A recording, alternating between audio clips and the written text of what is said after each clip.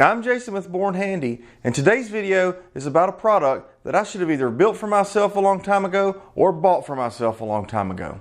It has to do with making these kinds of flute boards, and I'll tell you the truth and say that I've made a lot of these without this product, and I've had some pretty good success doing it, but I'll also say that once I used this jig, I made this in probably about 1/5 of the time that it normally takes to make them.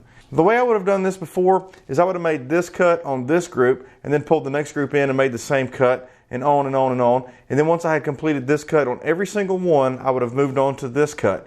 And even this cut would have only been made after I had made several attempts on a scrap piece to make sure that I had exact proper alignment. But with this jig, I was able to make these one at a time and make every cut on each group as I went, and then move to the next board and start fresh, because each of these cuts are completely repeatable and you can duplicate it every time. So if flute boards are something that you find yourself making periodically, I'm going to go ahead and say that it is worth your time or money to either buy the jig or build one yourself.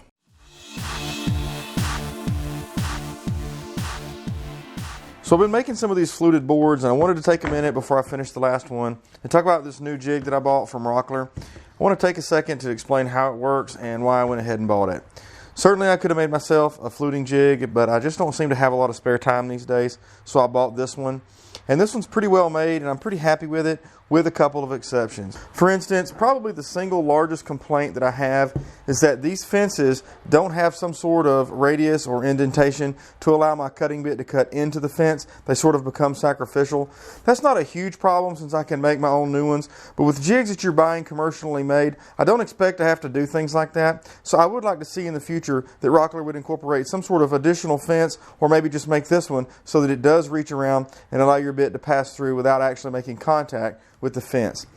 The other issue that I ran into had also to do with being able to put a routed detail along the very edge of the board, and that was that this base didn't allow the router to slide all the way exactly to this edge.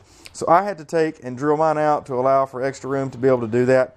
Again, that's really not that big of an issue and may not even affect most people, but it is a pretty easy fix, and I just don't see any reason that Rockler doesn't have that included right out of the box. This jig is limited to being able to do boards that are 8 inches wide or less, but I think for most people that's probably plenty enough, and if you have to go any wider than that, there are other methods to get it done. But in terms of being quick and easy to use right out of the box, I think you're going to be hard pressed to beat this router jig. But now back to some of the features that I really like. These locking knobs are pretty solid. Once I've locked them down, I haven't noticed anything moving at all. The other thing that I really liked is that my router was an exact fit for this base, and Rockler claims that it'll fit most routers, and I have no reason to disagree with that. I really like this erasable surface. It made it pretty easy to get things lined up and have it there for when I needed to use it, but it also erases off very easily, and it leaves a pretty clean finish when you do erase. In other words, it doesn't start looking pretty worn out after just one use. So let me just take a second to talk about how this system works. First, this system has one fixed fence that's not movable and a second fence that's completely adjustable. This fence moves against one side of the board, and this fence moves against one side of the board, keeping the router positioned exactly where you want it for the entire duration. It's pretty much just that simple. And then at this point, once you have them in position, you can loosen these two lockdown nuts here, and you can move the base like a sled across the face of the board and lock it into position with marks that you've made on this rewritable surface.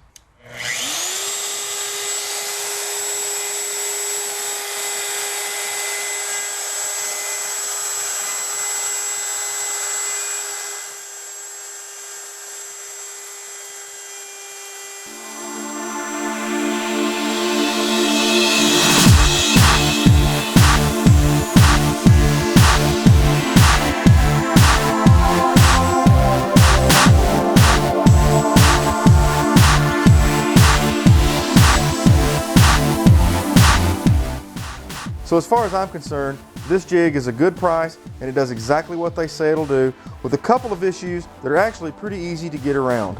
So let me say that I'm not being endorsed by Rockler in any way. They're certainly not paying any of my bills. But if you're wondering, I would absolutely give this product a go ahead and buy, because this is another one of those tools that I think every woodworking shop should have on hand.